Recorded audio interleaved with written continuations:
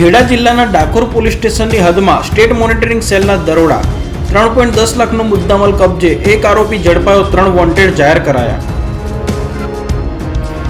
Bopal SP ring road પર 150 થી 200 ની સ્પીડે ફોર્ચ્યુનરે થારને ઉડાવી 3ના મોત, એક વ્યક્તિ ઈજાગ્રસ્ત। ફોર્ચ્યુનરમાં હતો 1 લાખનો દારૂ।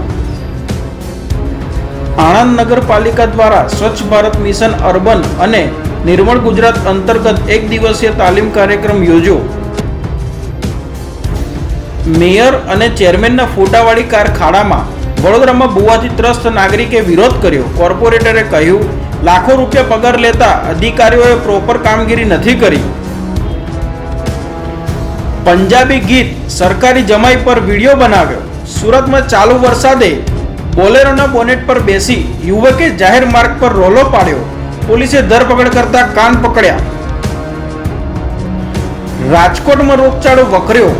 રાજકોટ મહાનગરપાલિકાના ચોપડે વિવિધ રોગોના 1298 કેસ, ડેન્ગ્યુ, મેલેરિયા અને ટાઇફોઇડ તાવના 1 કેસ નોંધાતા આરોગ્ય વિભાગ દોડતું થયું।